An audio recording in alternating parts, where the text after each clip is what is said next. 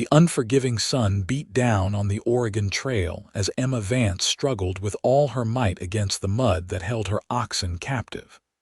Sweat dripped from her brow, stinging her eyes as she pulled desperately on the lead rope.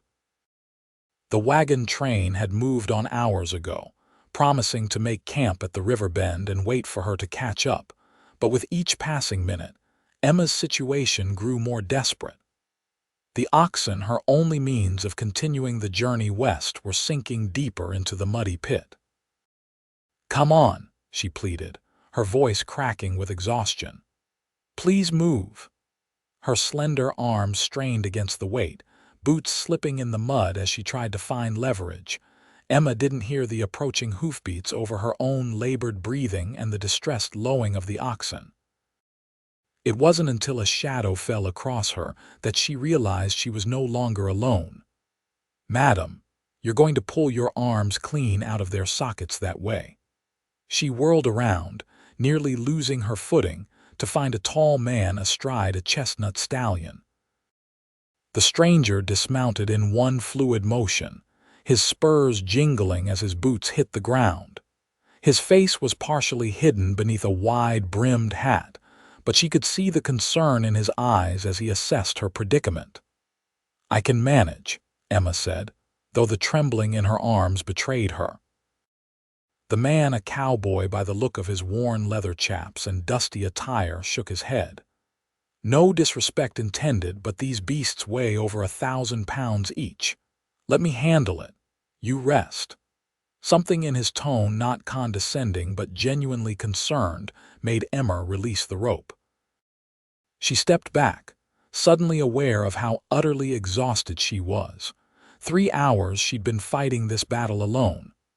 "I'm Gabriel Jones," he said, removing his hat to reveal tousled dark hair and a face weathered by sun and wind. "Most folks call me Gabe." "Emma Vance," she replied, watching as he assessed the situation with a practiced eye. Gabriel unhooked his lasso from his saddle and approached the oxen with calm, measured steps. "How long have they been stuck?" "Since midday," Emma admitted, wiping her dirty hands on her already soiled apron. "The wagon train had to move on. They're waiting for me at the river bend." Gabriel nodded, moving around the struggling animals. "These pits can be deceptive. Looks like solid ground until you're already trapped." He glanced at her wagon, which sat precariously at the edge of the mud pit. "You traveling alone?" Emma stiffened. "My husband died of fever 3 weeks ago near Fort Laramie." Gabriel's expression softened. "I'm sorry for your loss, Mrs. Vance." He returned his attention to the oxen, speaking in low, soothing tones as he worked his way around them. "These are good animals, strong. We'll get them out." For the next hour, Emma watched as Gabriel worked methodically. He cut branches from nearby trees to create a makeshift platform beneath the oxen's hooves. He used his lasso with skilled precision to help guide the animals, and when necessary, he got down into the mud himself, pushing and pulling until finally, with a great heaving effort, the first ox lurched free. The second followed shortly after, and Emma felt tears of relief spring to her eyes. Gabriel led the animals to solid ground, murmuring encouragements and checking their legs for injury. "They seem no worse for wear," he said, patting one of the oxen's broad flanks, "though they could use some rest and water." "Thank you," Emma said, suddenly feeling the weight of her situation anew. 3 weeks a widow, alone on the Oregon Trail with winter approaching. "I don't know how to repay you." Gabriel rinsed his hands with water from his canteen. "No need for payment, just doing what any decent folk would." He glanced at the sky. "It'll be dark soon. That river bend's still a good 4 miles off. With your permission, I'll help you get there safely." Emma hesitated only briefly. She had little choice, and something about Gabriel's straightforward manner inspired trust. "I would be grateful," she said finally. As they set off, the oxen moving slowly but steadily, Emma felt both relief and trepidation. The Oregon Trail was no place for a woman alone. That's what everyone had told her when John died, but she had refused to turn back. Her sister Catherine had settled in Oregon's Willamette Valley 2 years prior, and Emma was determined to reach her. "If you don't mind my asking," Gabriel said as he rode alongside her wagon. "What takes you west, Mrs. Vance?" "My sister," Emma replied, keeping her eyes on the trail ahead. "She and her husband have a homestead near Oregon City, and please call me Emma. Mrs. Vance reminds me too much of what I've lost." Gabriel nodded. "Emma, then." He was quiet for a moment. "I'm headed to California myself, Gold Fields." Emma glanced at him. He didn't look like the usual gold-hungry prospectors she'd encountered. "You don't strike me as a gold seeker, Mr. Jones." A small smile played at his lips. "Gabe, please, and I'm not after riches exactly. My brother's there. Wrote to say he's fallen ill. I aim to bring him home to Texas." The simple declaration of family loyalty made Emma warm to him further. They continued in companionable silence as the sun dipped lower, painting the vast landscape in hues of orange and purple. By the time they reached the river bend, twilight had settled, and the wagon train had made camp. Emma's arrival with a strange cowboy caused quite a stir. The wagon master, a gruff man named Harlow, approached with suspicion. "Mrs. Vance, we were about to send a search party," he said, eyeing Gabriel. "I see you found assistance." "This is Gabriel Jones," Emma explained. "He helped free my oxen when they were trapped in mud. I'd still be out there if not for his kindness." Harlow assessed Gabriel with a critical eye. "Much obliged to you, sir. We look after our own here, but we're grateful for your help." His tone suggested the gratitude only extended so far. "I was happy to assist the lady," Gabriel replied evenly. "If it's all the same to you, I'd like to make camp nearby tonight. I'll be on my way at first light." Harlow hesitated, then nodded curtly. "Keep to yourself and there won't be any trouble." As Harlow walked away, Emma turned to Gabriel. "Please join us for supper. It's the least I can offer." Gabriel accepted with a grateful nod, and soon they were seated by Emma's small fire, bowls of simple stew in hand. Other members of the wagon train cast curious glances their way, but Emma paid them no mind. "You said you're from Texas?" Emma asked, trying to keep the conversation light despite her awareness of the whispers around them. "Born and raised," Gabriel confirmed. "My family runs cattle near San Antonio, or they did. My parents passed a few years back. Now it's just my brother Thomas and me." "I'm sorry," Emma said softly. "Loss seems to be a common companion out here." Gabriel's eyes met hers across the fire. "It is, but so is new beginnings." The simple words carried weight in the quiet evening. Emma found herself studying Gabriel's face, the strong line of his jaw, the thoughtful eyes that seemed to hold stories she couldn't begin to imagine. "What was it like?" she asked suddenly. "Growing up in Texas," Gabriel smiled, and the expression transformed his face. "Wild, beautiful. We lived close to the land. My father taught us to respect it, the good and the harsh parts alike." He took a bite of stew. "This is good. My mother's recipe," Emma said. "One of the few things I could bring with me." "Where did you come from before the trail, Missouri?" "A small town called Liberty. John, my husband, had a carpentry shop there." Emma's voice softened. "He dreamed of Oregon, said the timber there would make a man rich if he knew how to work it." "A good dream," Gabriel acknowledged. Emma nodded, swallowing the lump in her throat. "It was his dream more than mine at first, but now I feel I owe it to him to see it through." Gabriel regarded her thoughtfully. "With respect, Emma, you don't owe the dead your future. Whatever you choose now, it should be for yourself." The words struck her like a physical blow, not in pain, but in recognition. No one had suggested such a thing since John's passing. Everyone expected her to either continue west in her husband's memory or return east to her parents' home in shame? Emma began, but found she had no response. Gabriel seemed to understand her silence. "Forgive me, it's not my place." "No," Emma said quickly. "It's just, no one has said that to me before." Their conversation drifted to lighter topics as they finished their meal. Gabriel told stories of cattle drives and the changing territories, while Emma shared memories of her sister and their childhood adventures. As the camp settled for the night, Gabriel helped Emma secure her wagon and check on the oxen one last time. "They should be fine now," he said, patting one of the large animals. "Just keep an eye on this one's front left leg. He might have strained it a bit." "Thank you again," Emma said. "For everything." Gabriel tipped his hat. "Get some rest, Emma Vance. The trail doesn't get any easier from here." With that, he retreated to his own small camp at the edge of the wagon circle. Emma watched him go, a strange mixture of emotions swirling within her. She had known this man for less than a day, yet there was something about him that felt steady, trustworthy.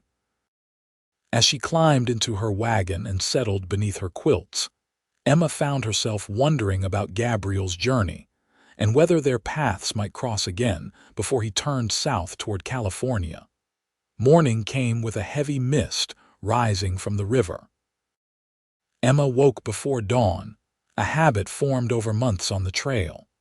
She emerged from her wagon to find Gabriel already awake, tending to his horse. "You're up early," she remarked, approaching with 2 cups of coffee she'd hastily brewed. Gabriel accepted the offered cup with a grateful nod. "Old habits. On the ranch, day begins before the sun." Emma watched as he checked his saddle.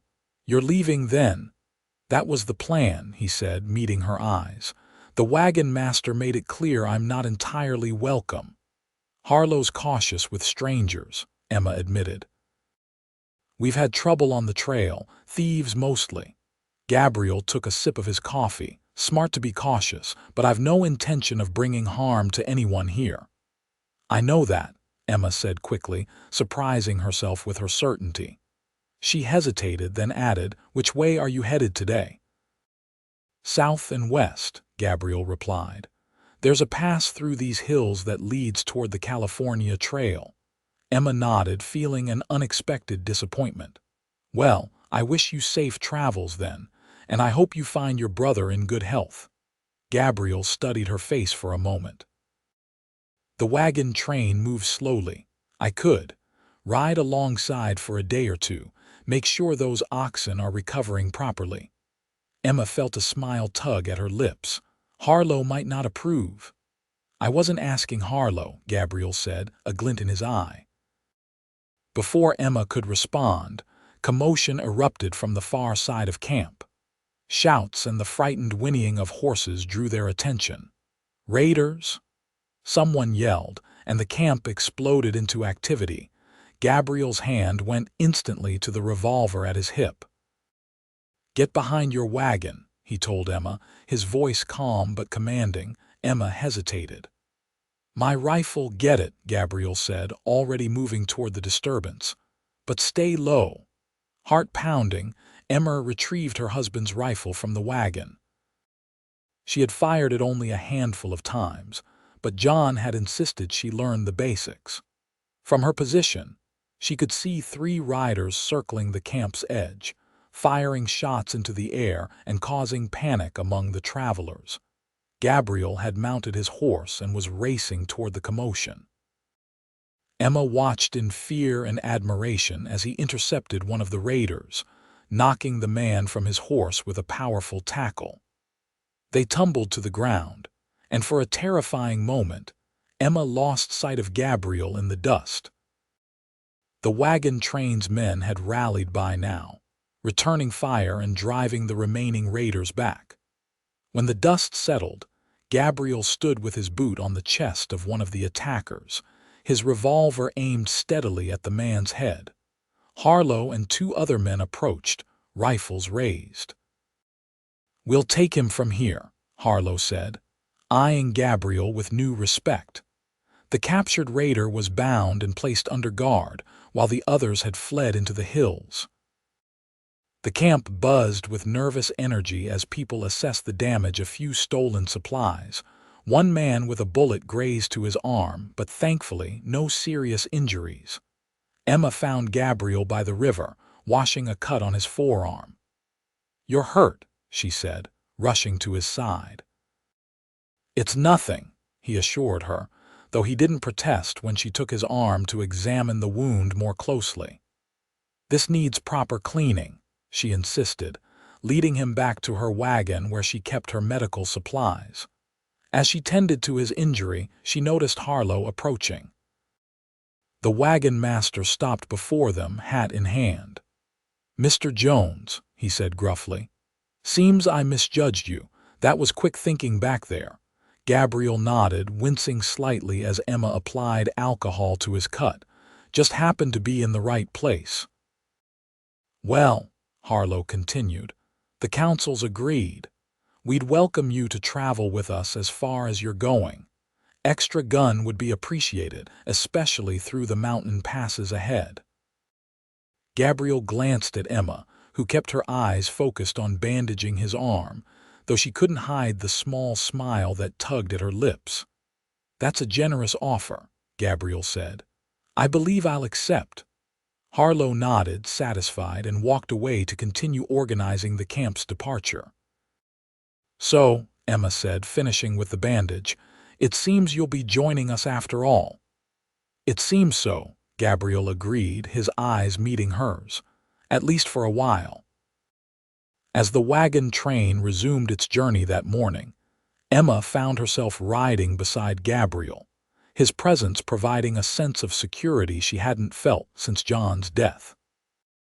It was a dangerous feeling, this comfort with a man she barely knew, but as they traveled through the golden landscape, Emma couldn't help but think that perhaps, just perhaps, the trail ahead might hold more than just the fulfillment of her late husband's dreams.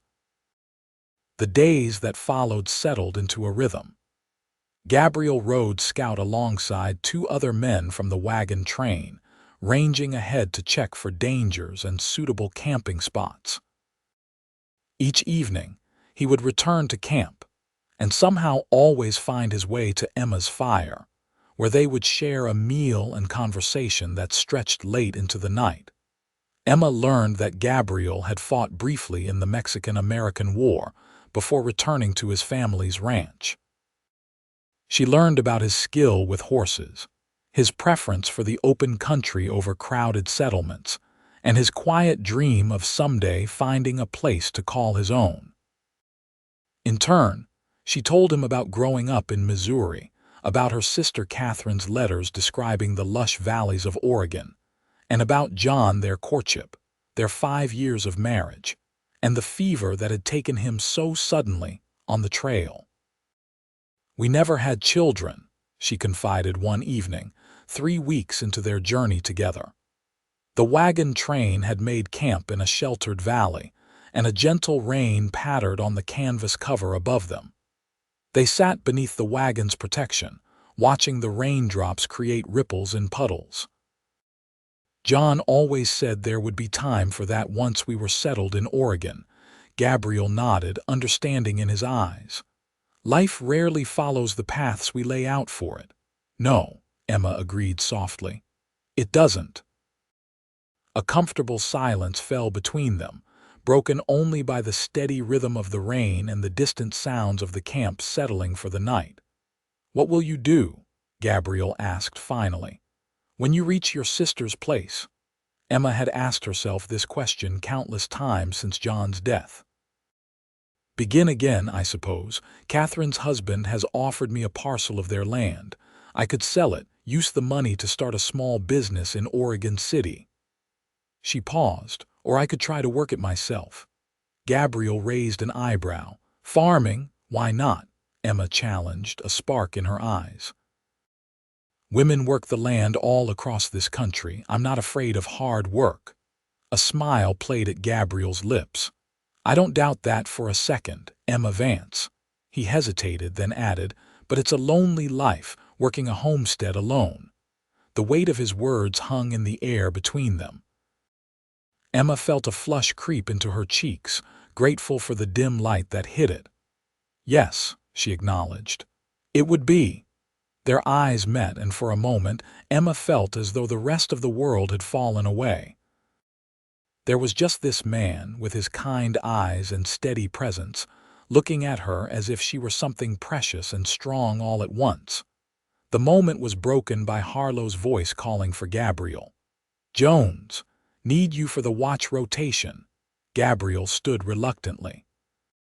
"Duty calls," he said, placing his hat back on his head. "Sleep well, Emma." "You too," she replied, watching him walk away into the misty rain. That night, as Emma lay in her wagon listening to the rain, she realized with sudden clarity that she was falling in love with Gabriel Jones. The thought should have terrified her. John was barely cold in his grave, and here she was, heart quickening at the thought of another man. Yet instead of guilt, Emma felt a tentative hope blooming. Life continued, even after devastating loss. Perhaps her heart could too. The wagon train faced its greatest challenge yet as they approached the Blue Mountains. The terrain grew steep and treacherous, with narrow passages that barely accommodated the wide wagons. Progress slowed to a crawl, with some days seeing them advance less than 5 miles. It was on one such difficult day, as Emma's wagon negotiated a particularly steep incline, that disaster struck. The right wheel caught on a jutting rock, and with a sickening crack, the axle split. The wagon lurched dangerously, and Emma was thrown from her seat onto the hard ground. For a moment she lay stunned, the breath knocked from her lungs. Then Gabriel was there, kneeling beside her, his face tight with concern. "Emma, are you hurt?" She took inventory of her body, wincing as pain shot through her left wrist. "My wrist," she managed, "and my pride." Relief washed over Gabriel's features as he helped her sit up. "Pride heals quicker than bones," he said, gently examining her wrist. "Not broken, I think, just sprained." The wagon master and several others had gathered around the damaged wagon. Harlow shook his head as he assessed the broken axle. "This is bad timing, Mrs. Vance," he said grimly. "We can't afford to lose days here with winter approaching. The pass ahead could snow in any day now." "What are you saying?" Emma asked, cradling her injured wrist. Harlow's expression was sympathetic but firm. "We can distribute some of your essentials among the other wagons, but we'll have to leave the wagon itself. There's no time to make proper repairs here." Emma felt as though she'd been struck again. The wagon contained everything she owned in the world: John's tools, her mother's china, the maple rocking chair that was to have been placed in the nursery of their Oregon home someday. "No," she said, rising to her feet despite the pain. "I won't abandon it, Mrs. Vance," Harlow began, his patience clearly strained. "You don't understand." "I understand perfectly," Emma interrupted. "But that wagon represents everything I've sacrificed to get here. I won't leave it behind." The wagon master removed his hat, running a hand through his graying hair in frustration. "Then I'm afraid you leave me no choice. The train must continue. You're welcome to follow once you've made repairs, but we cannot wait." A murmur ran through the gathered travelers. Some looked sympathetic, others impatient to move on. "I'll stay with her," Gabriel said suddenly. All eyes turned to him. "I'll help make the repairs and see that she catches up safely." Harlow frowned. "Jones, we need your skills with the train. These mountains are treacherous." "My decision is made," Gabriel said firmly. "Mrs. Vance won't be left alone." Emma looked at Gabriel, torn between gratitude and concern. "You don't have to do this," she said quietly. "Your brother, Thomas, has waited this long," Gabriel replied. "A few more days won't make a difference." Harlow could see there was no changing Gabriel's mind. After a brief discussion with the other wagon train leaders, arrangements were made. The train would continue, leaving Emma and Gabriel with enough supplies for a week. If they hadn't caught up by then, the train would leave markers for them to follow. As the wagons pulled away, continuing their slow ascent up the mountain pass, Emma felt a curious mixture of abandonment and relief. She turned to Gabriel, who was already unloading tools from his saddlebags. "Thank you," she said simply. He looked up, his expression serious. "Don't thank me yet. We've got a lot of work ahead and my carpentry skills aren't much to speak of." Despite everything, Emma laughed.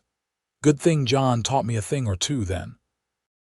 They made camp beside the damaged wagon, and Gabriel immediately began assessing what they would need. The axle would have to be replaced completely, which meant finding a suitable tree and shaping it with the limited tools they had. This would be a 3-day job with proper equipment, Gabriel admitted as they sat by the fire that evening. "With what we have, I'm not sure." Emma's wrist had been carefully bandaged, but it throbbed painfully. Still, she maintained her determination. "We'll manage, we have to." The next morning dawned clear and cold. Gabriel was already gone when Emma woke, but she found a note scratched in the dirt near the fire. "Gone hunting. Stay alert." Beside it lay his spare revolver. Emma used the time to take inventory of their supplies and reorganize what remained in the wagon. Despite her injured wrist, she managed to set up a more comfortable camp, and even prepare a stew with dried beans and the last of her preserved vegetables. When Gabriel returned mid-afternoon, he carried not only a small deer slung over his shoulders but also a length of ash wood. "Found it about 2 miles east," he explained, setting down his burdens. "Good straight grain.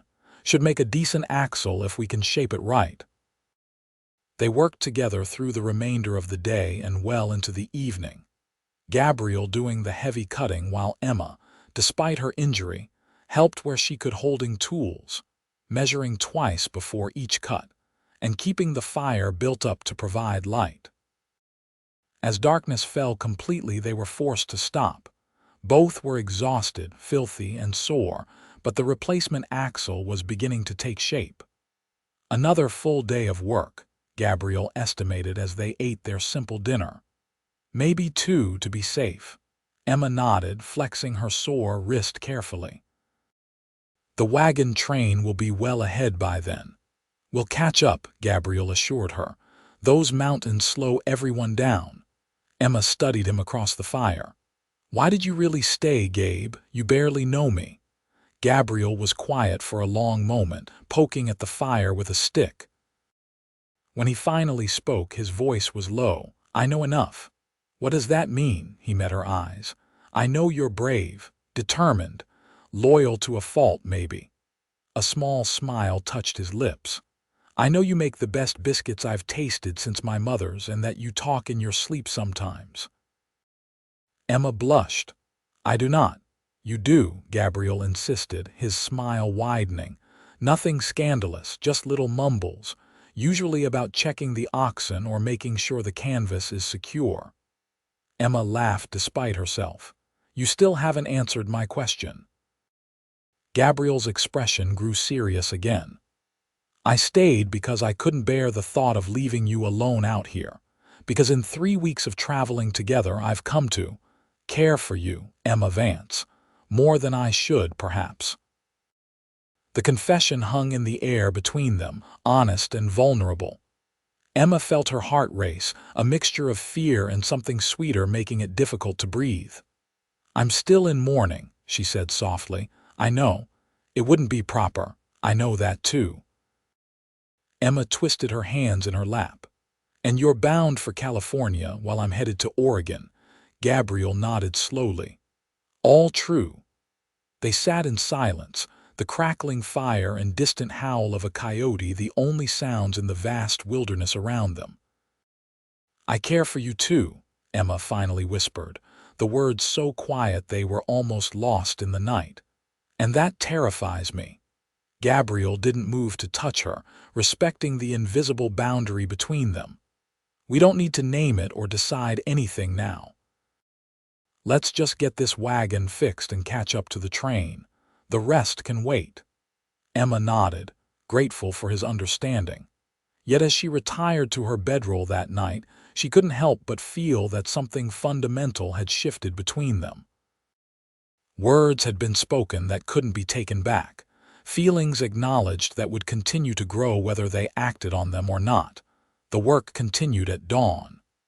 Gabriel had risen even earlier, shaping the wood with focused determination. By midday, the replacement axle was nearly complete, needing only final adjustments to fit the wagon properly. Emma worked alongside him, her injured wrist improving enough to be useful. They spoke little, focusing on the task at hand, but the silence between them was comfortable, filled with shared purpose and unspoken understanding. As the sun began its descent toward the western horizon, Gabriel stood back, wiping sweat from his brow despite the cool mountain air. "I think we're ready to try it," he announced. The next challenge was raising the wagon enough to remove the broken axle and install the new one. Using logs as levers and rocks as fulcrums, they slowly raised the wagon inch by painful inch. "Hold it there," Gabriel instructed, sliding beneath the wagon to work the broken axle free. Emma strained against the lever, her muscles trembling with effort. "Hurry," she gasped. "I can't hold it much longer." "Almost," Gabriel grunted. With a final heave, the broken axle came free. "Got it. Now for the new one." The replacement went in smoother than expected, and soon they were lowering the wagon carefully back onto its wheels. Both held their breath as the weight settled onto the new axle. "It's holding," Emma said, hardly daring to believe it. Gabriel walked around the wagon, checking the fit and balance. "It's not perfect," he admitted, "but it should get us through to Oregon if we're careful." Emma impulsively threw her arms around him, overcome with relief and gratitude. "We did it." Gabriel stiffened in surprise, then his arms came around her, holding her close. For a moment they stood there, the simple human contact a balm after days of worry and hard work. When Emma pulled back, their faces were inches apart. Her gaze dropped to his lips, then quickly back to his eyes. Gabriel's expression was unreadable, but his hands remained gently on her waist. "Emma," he said, his voice rough. A crack of thunder interrupted whatever he had been about to say. They both looked up to see dark clouds gathering rapidly over the mountains. "A storm," Gabriel said, stepping back. "We need to secure everything." They worked quickly, covering the wagon and bringing their supplies underneath its shelter. The temperature dropped rapidly as the storm approached, and by the time the first fat raindrops began to fall, they had a small fire going beneath the partial protection of the wagon. The storm hit with unexpected ferocity. Rain lashed down in sheets, driven by gusting winds that threatened to extinguish their small fire despite its sheltered position.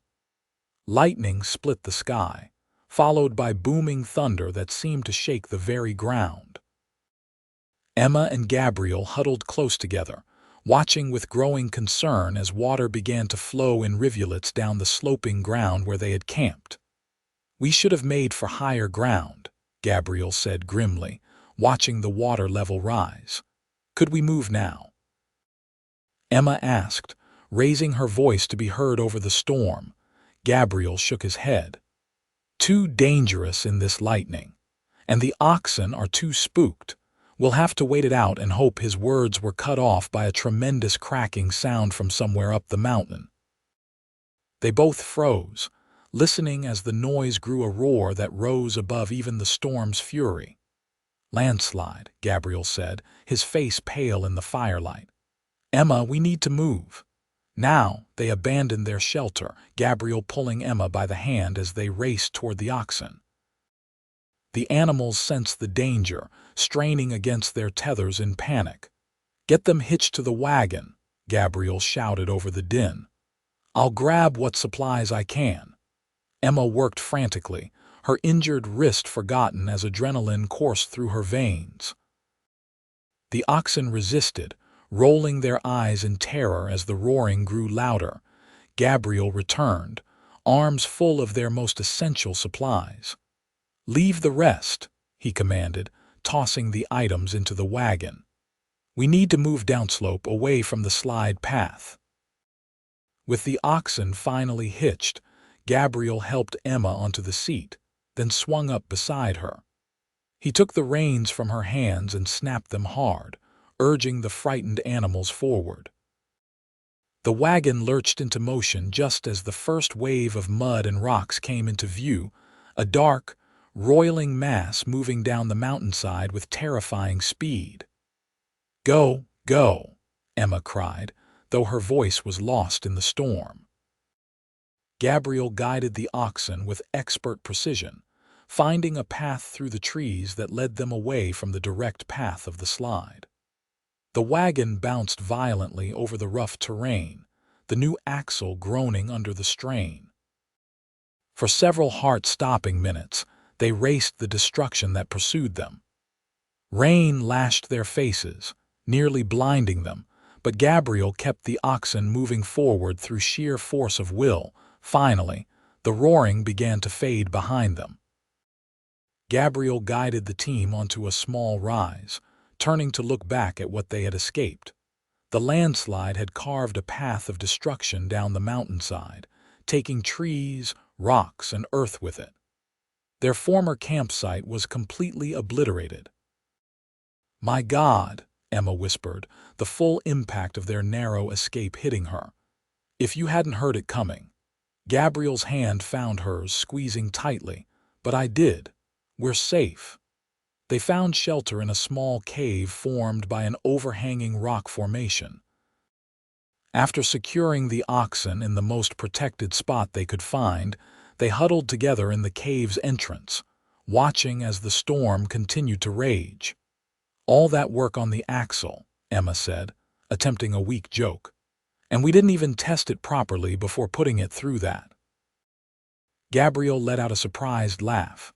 "I'd say it passed the test with flying colors." His arm was around her shoulders, holding her close against the chill. "You're shivering." "I'm soaked through," Emma admitted. Indeed, both of them were drenched to the skin, their clothes clinging uncomfortably. Gabriel hesitated, then said, "We need to get dry or risk taking ill. There's a blanket in my saddlebag that might have stayed relatively dry." He retrieved the blanket, which was damp but not soaked. "Turn around," he instructed gently. "You should remove your outer clothes at least. Use the blanket to cover yourself." Emma nodded, taking the blanket with trembling hands. They turned their backs to each other, and she heard the rustle of fabric as Gabriel removed his own sodden shirt. With numb fingers, Emma unfastened her dress, letting the heavy, waterlogged fabric fall away. She quickly wrapped the blanket around herself, covering her chemise and petticoat, which were also damp but not as thoroughly soaked. "I'm decent," she said, her voice small in the darkness of the cave. Gabriel turned, now wearing only his trousers. His chest was bare, and Emma couldn't help but notice the defined muscles and scattered scars that spoke of a life of physical labor and occasional danger. "We should share the blanket," he said pragmatically, "for warmth." It was the sensible thing to do, yet Emma felt her heart race at the impropriety of it. Still, survival trumped social convention. She nodded, and Gabriel sat beside her, extending the blanket to cover them both. His skin was warm despite their ordeal, and Emma found herself instinctively moving closer to that warmth. They sat in silence for a time, listening to the storm and their own breathing. "I was going to ask my brother to come back to Texas with me," Gabriel said suddenly. "After I found him in California, the ranch, it needs both of us." Emma turned to look at him, their faces close in the dim light. "You miss it. You're home." "I do," he admitted. "But lately I've been thinking. Home doesn't have to be where you were born, it can be wherever you choose to build it." With the right person. The implication hung in the air between them, impossible to ignore. "Gabe," Emma began, her voice barely above a whisper, "I don't know if I'm ready." "I know," he said quickly. "And I would never press you. John was your husband, and his memory deserves respect." He paused, choosing his next words carefully. "But I also believe that life is for the living, Emma, and I've never met anyone more alive than you." Emma felt tears prick at her eyes. Even covered in mud and half drowned, Gabriel smiled, reaching up to brush a damp strand of hair from her face. Especially then. The touch of his fingers against her cheek sent a shiver through Emma that had nothing to do with the cold. Before she could think better of it, she leaned forward and pressed her lips to his. Gabriel remained perfectly still for a heartbeat, then responded with gentle pressure. The kiss was tentative, questioning, a beginning rather than a demand. When they parted, Emma kept her eyes closed, savoring the moment suspended between what had been and what might be. "I'm not asking for promises," Gabriel said softly, "just possibility." Emma opened her eyes, meeting his gaze. "Possibility," she agreed. "I think I can offer that."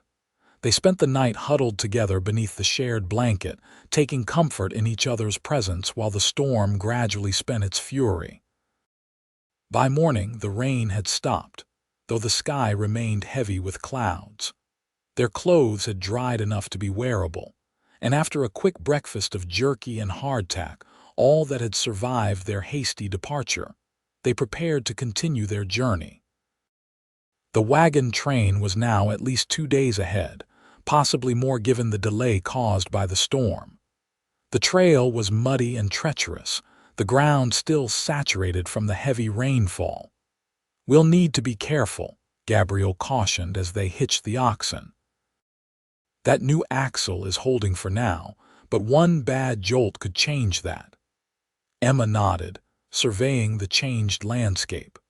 The landslide had altered the path they had originally planned to take, forcing them to find an alternative route through the mountains.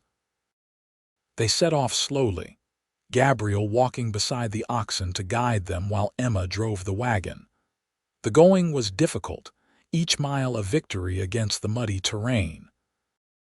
By midday, they had covered perhaps 3 miles, and Emma's admiration for Gabriel's endurance only grew as he continued to forge ahead, clearing obstacles when necessary and constantly checking the axle for signs of stress. "You should rest," she called to him during a brief stop to water the oxen. "You've been on your feet for hours." Gabriel shook his head, though she could see the exhaustion in the set of his shoulders. "We need to make more progress before nightfall. There's another storm brewing." He nodded toward the western horizon, where dark clouds were once again gathering. Emma climbed down from the wagon seat, approaching him with a canteen. "At least drink," she insisted. He accepted gratefully, taking a long swallow before handing it back. Their fingers brushed in the exchange, a simple touch that nonetheless sent warmth through Emma's chest. "About last night," she began hesitantly. "We don't have to talk about it now," Gabriel said quickly. "I want to," Emma insisted. I need you to understand that I'm still finding my way through this. John and we were together since I was 18. I'm not sure I know how to be anyone else but his wife." Gabriel's expression softened. "You're Emma Vance," he said simply. "A woman brave enough to continue west alone after losing her husband, smart enough to adapt to whatever challenges the trail throws at you, and kind enough to offer coffee to a stranger who helped with your oxen." He smiled. "That's who you are, with or without John." Emma felt something loosen in her chest, a knot of grief and uncertainty that had been there since John's death. "Thank you," she whispered. They resumed their journey, pushing on through the afternoon as the clouds drew closer. By evening, they had made it to a small plateau that offered some protection from the winds that preceded the approaching storm. As they made camp, Emma noticed Gabriel wincing as he unloaded supplies from the wagon. "You're hurt," she said, moving to his side. "Just a strain," he insisted, rolling his shoulder. "From yesterday's escape, most likely." Emma wasn't convinced. "Let me see." Reluctantly, Gabriel removed his shirt. A large bruise had bloomed across his right shoulder blade, extending down his back. "Gabe," Emma exclaimed, "this is more than a strain. When did this happen?" "Must have hit something during the landslide," he admitted. "It's nothing serious." Emma shook her head in exasperation.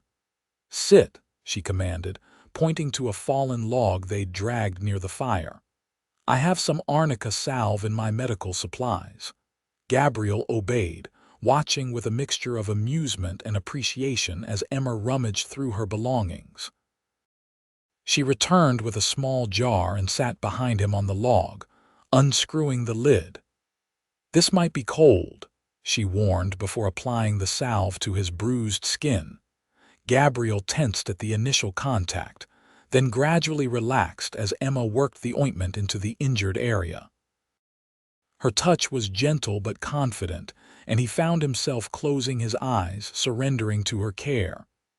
"You're good at this," he murmured. "I've had practice," Emma replied softly. "John was always hurting himself in his workshop, and before that, my father." She trailed off, her hands stilling on Gabriel's back. He turned to look at her over his shoulder, concern in his eyes. "Emma, I was just thinking," she said, resuming her ministrations, "about how strange life is, how paths cross when you least expect it." She finished applying the salve and wiped her hands on a cloth. "There, that should help." Gabriel put his shirt back on, turning to face her fully. "Thank you." They sat close together on the log, the fire crackling before them and the distant rumble of thunder providing a backdrop to the moment. "If I hadn't stopped to help you with those oxen," Gabriel said thoughtfully, "I'd be in California by now." "Do you regret it?" Emma asked, unable to keep a hint of vulnerability from her voice. Gabriel shook his head. "Not for a second." He paused, then added, "Though I do worry about Thomas. The letter said he was ill, but not how seriously." "We'll get you there," Emma promised. "Once we reach Oregon, you can continue south." Gabriel nodded, though a shadow seemed to pass over his features at the reminder of their eventual parting. The second storm hit during the night, though with less ferocity than the first. They had secured the wagon and animals more thoroughly this time, and their campsite on higher ground provided better protection. Still, they spent an uncomfortable night huddled beneath canvas, listening to the rain drum steadily above them. By morning, the storm had passed, leaving behind a washed, clean world glistening in the early sunlight. The trail ahead looked more passable, and both Emma and Gabriel felt a renewed determination to catch up with the wagon train. They made good progress that day, covering nearly 10 miles of difficult terrain. The replacement axle held firm, a testament to their combined craftsmanship. By late afternoon, they began to see signs that the wagon train had passed through recently fresh wheel ruts, discarded items, and the remains of campfires. "We're gaining on them," Gabriel said encouragingly as they made camp that evening. "Another day or two at this pace, and we should catch up."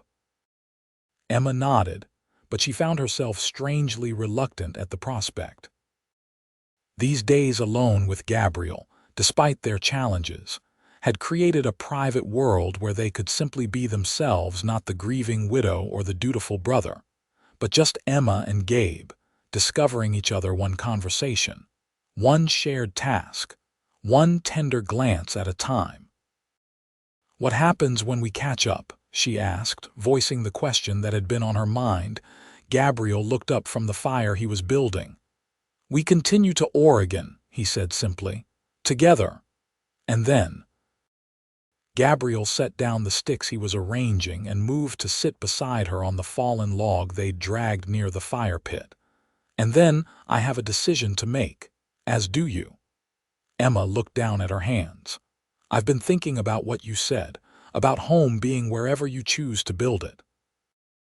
And I think you're right, she met his eyes. John's dream was Oregon, but maybe mine is something else. Gabriel took her hand, his calloused fingers entwining with hers. Emma, I don't want you to change your plans for me. Whatever happens between us, I want it to be because it's what we both truly want. I know, she assured him.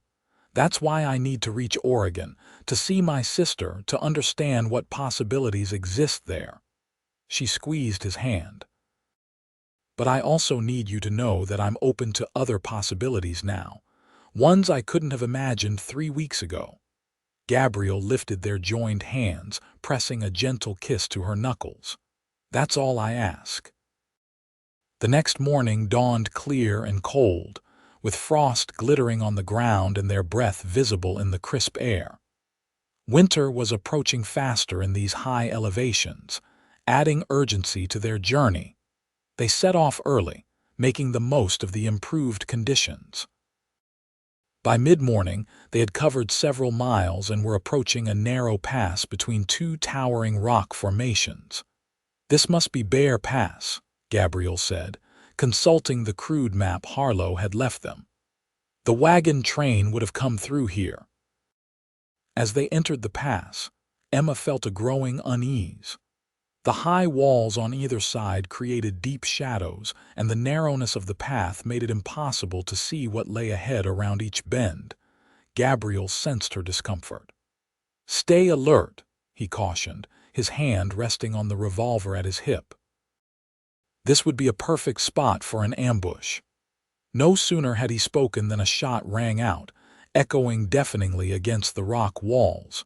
One of the oxen bellowed in pain, staggering sideways. "Get down," Gabriel shouted, pulling Emma from the wagon seat. They took cover behind a large boulder as more shots whistled past. The wounded ox had fallen, trapping its partner and bringing the wagon to a halt. "Raiders?" Emma gasped, clutching her husband's rifle, which she had grabbed instinctively. Gabriel peered carefully around the edge of the boulder. "Looks like the same gang that hit the wagon train," he confirmed grimly. "I count 3 of them positioned on that ledge above us." Emma's heart pounded in her chest. "We're trapped." "Not quite," Gabriel said, his mind working rapidly. "There's a narrow ravine about 50 yards back. If we can reach it, we can circle around behind them." "The wagon," Emma began. "We'll have to leave it for now," Gabriel cut in. "Our lives are worth more than possessions." Emma knew he was right, but the thought of abandoning the wagon again was like a physical pain. Still, she nodded her agreement. "I'll provide covering fire," Gabriel instructed. "When I give the signal, run for that ravine. Don't stop, don't look back, I'll be right behind you. Promise me," Emma insisted, gripping his arm. Gabriel's eyes met hers. "I promise." He positioned himself at the edge of their cover, took careful aim with his revolver, and fired 3 rapid shots toward the raiders' position. "Now!" he shouted. Emma ran, her heart in her throat, expecting at any moment to feel the burn of a bullet. She reached the ravine and ducked into its narrow entrance, turning immediately to look for Gabriel. He was running toward her, firing behind him as he came. Just as he reached the ravine entrance, a shot rang out and he stumbled, falling to his knees just short of safety. "Gabe!" Emma screamed, lunging forward to grasp his shirt and pull him into the ravine. Gabriel collapsed against the rock wall, his face contorted in pain. "My leg," he gasped. Emma looked down to see blood seeping through his trousers just above the knee.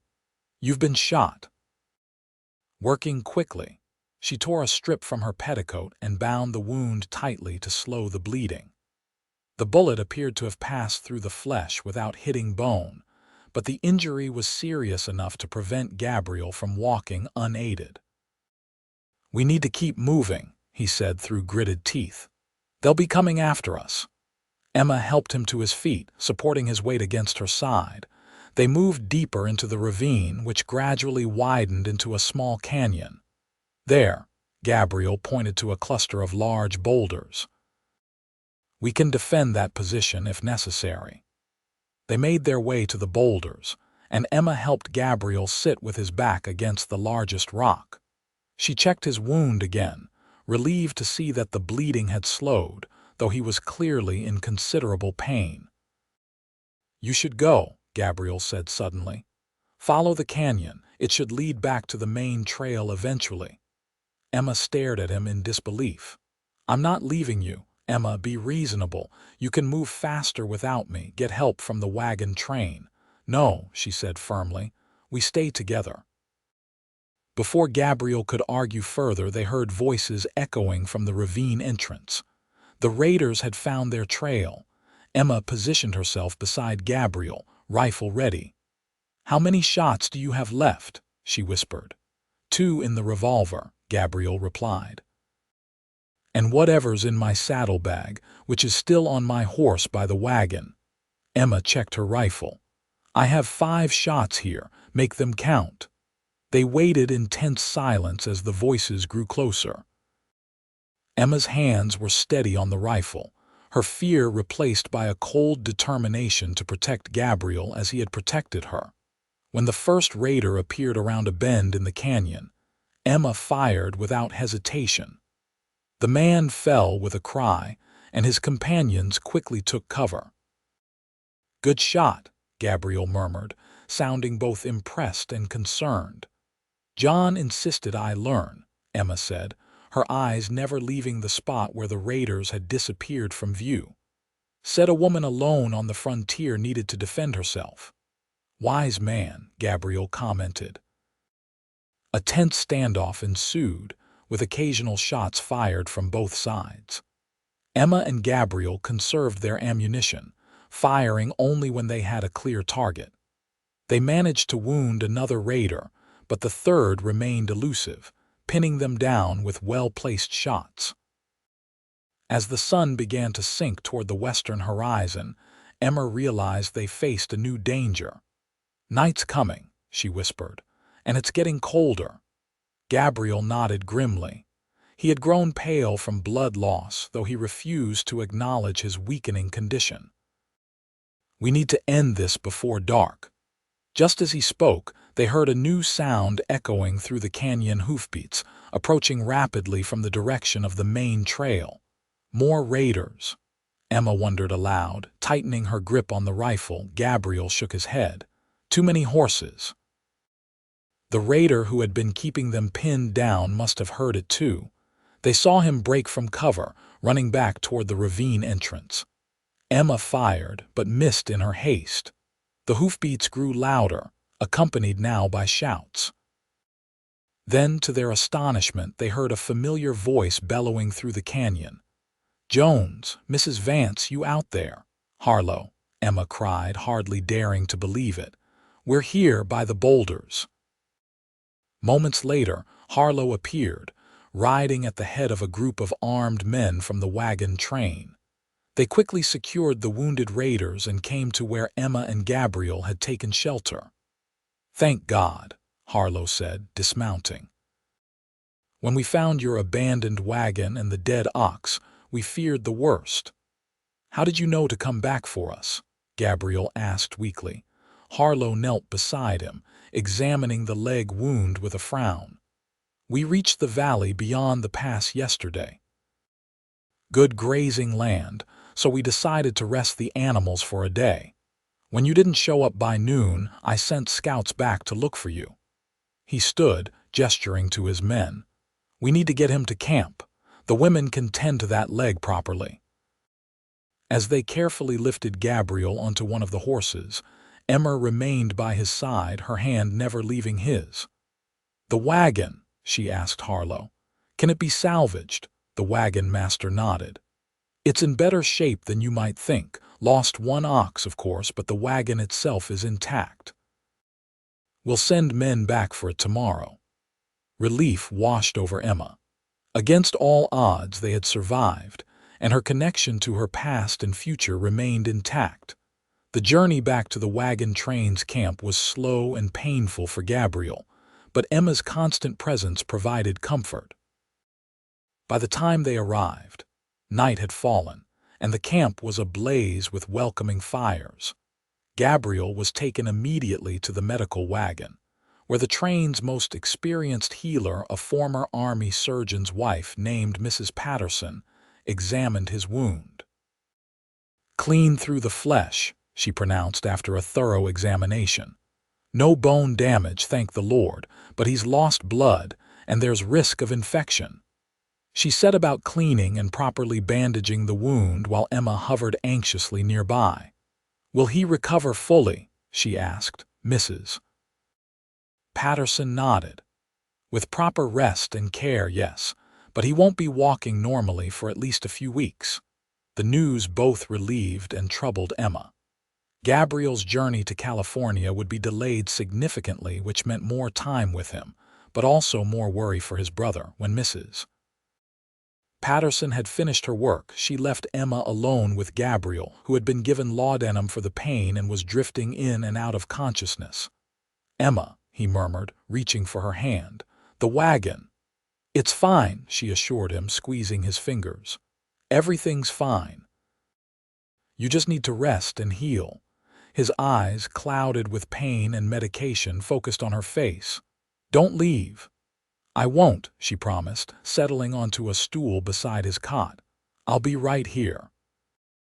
True to her word, Emma remained at Gabriel's side through the night, dozing occasionally but waking at his slightest movement.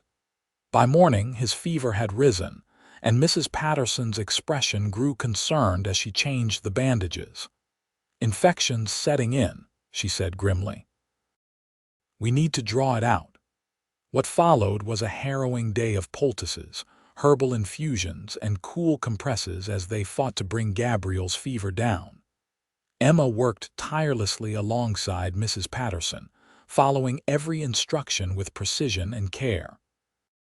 By evening, Gabriel's condition had stabilized somewhat, though the fever lingered. Mrs. Patterson finally insisted that Emma get some proper rest. "You'll be no good to him if you collapse yourself," she said firmly. "Go, eat something, sleep for a few hours.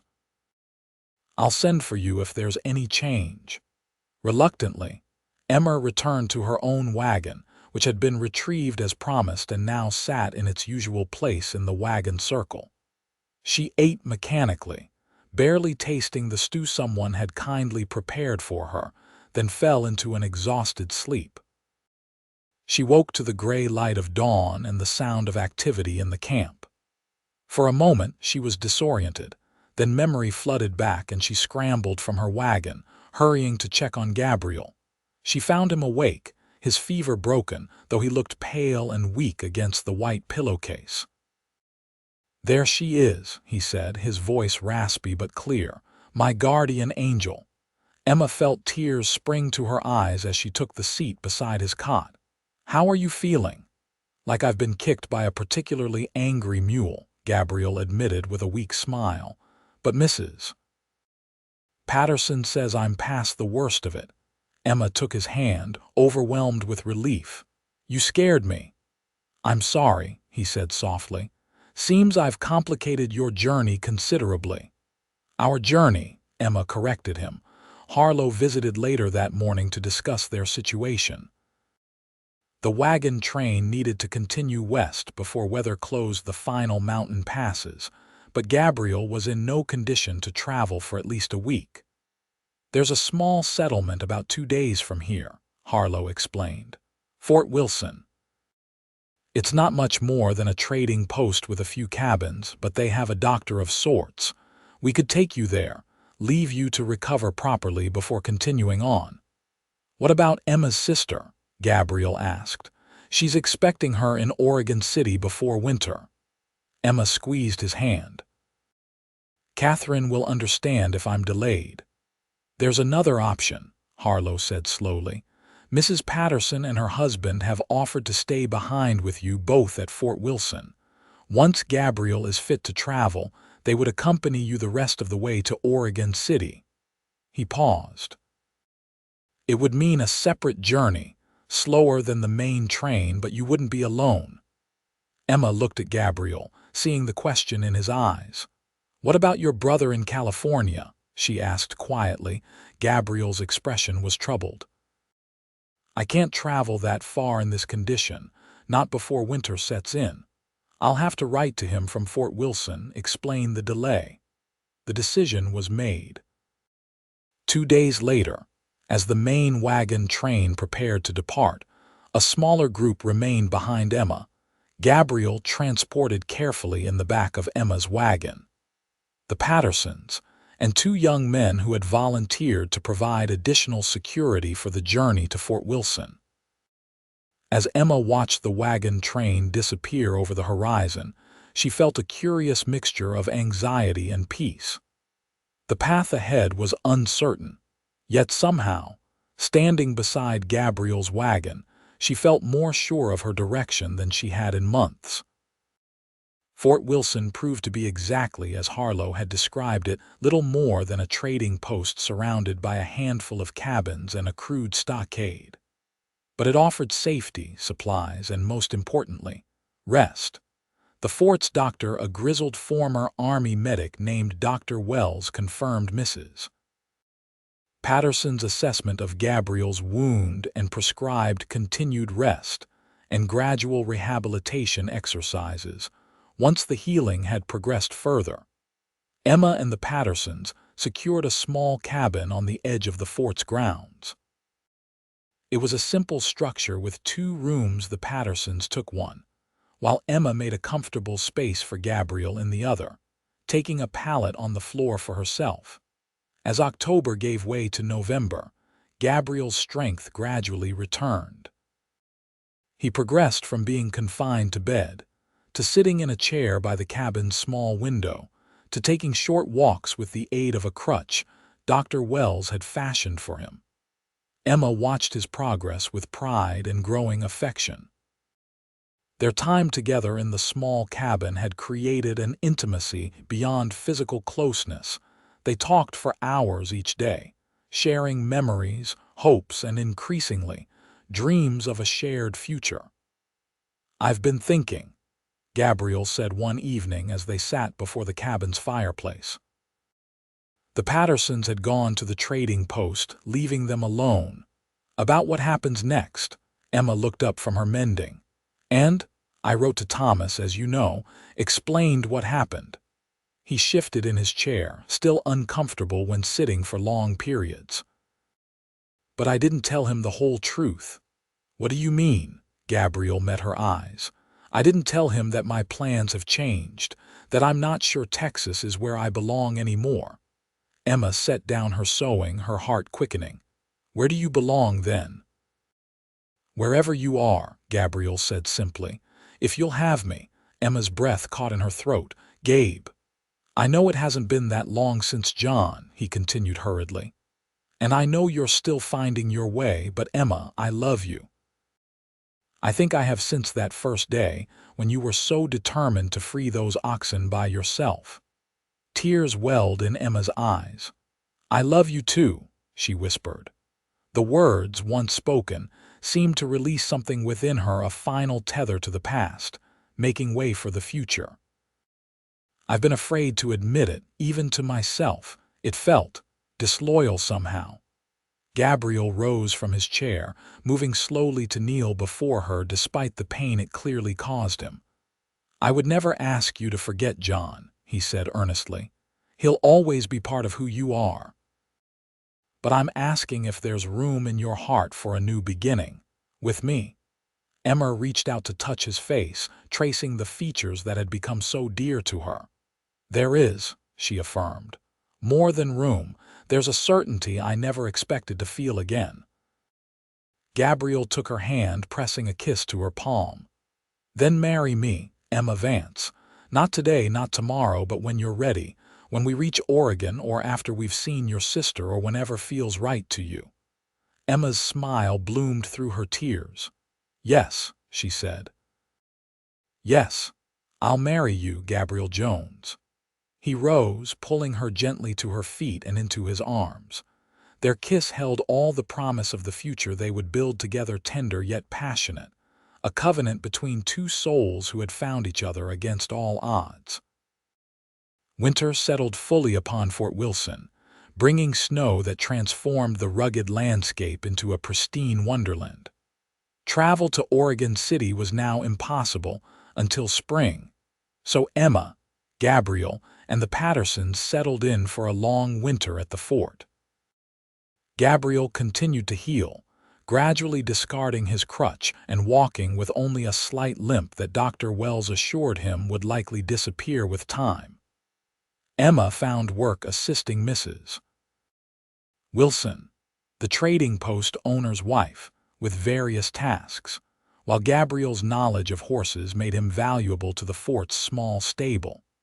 As Christmas approached, the fort's inhabitants, no more than 30 souls in total, prepared to celebrate as best they could in their isolated outpost. Emma and Gabriel's engagement had been announced and warmly received by the small community, adding to the festive atmosphere. On Christmas Eve, a small miracle arrived in the form of a mail carrier who had braved the mountain passes. Among the precious letters was one addressed to Gabriel, bearing a California postmark. Gabriel's hands trembled as he opened it.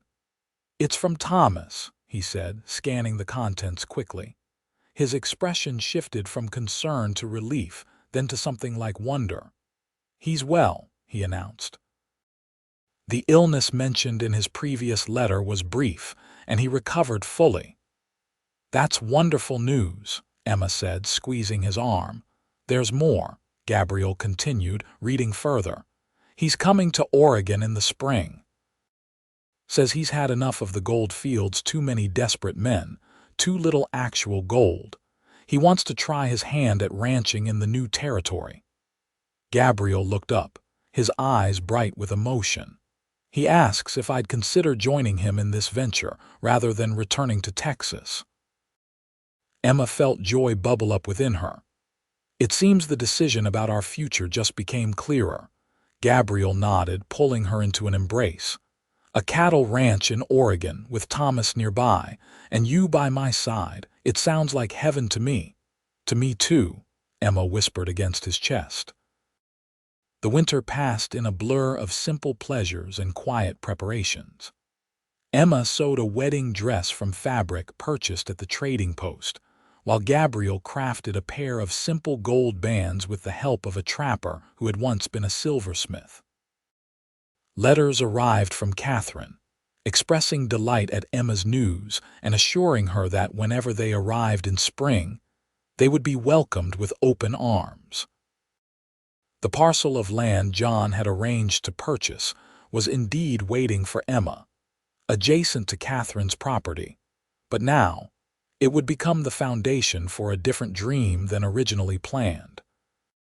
Spring came late to the mountains that year, but when it finally arrived, it did so with spectacular beauty.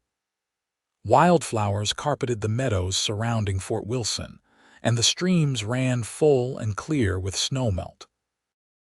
Emma and Gabriel were married on the first truly warm day of May, in a simple ceremony officiated by a circuit preacher who had stopped at the fort. Mrs. Patterson had helped Emma fashion a bouquet of wildflowers, and Gabriel wore a new shirt Emma had sewn for the occasion. As they spoke their vows beneath the open sky, Emma felt John's memory not as a shadow over the proceedings, but as a gentle blessing, one chapter of her life complete, another beginning with the man who had taught her heart to love again. 2 weeks after the wedding, their small party finally departed Fort Wilson, heading west toward Oregon City. The journey was slow but relatively uneventful, the spring weather favorable and the trails gradually improving as they neared more settled territory. When they finally arrived at Catherine's homestead in mid-June, the reunion was tearful and joyous. Emma's sister embraced her new husband warmly, declaring that John would have approved of Gabriel's straightforward manner and obvious devotion to Emma.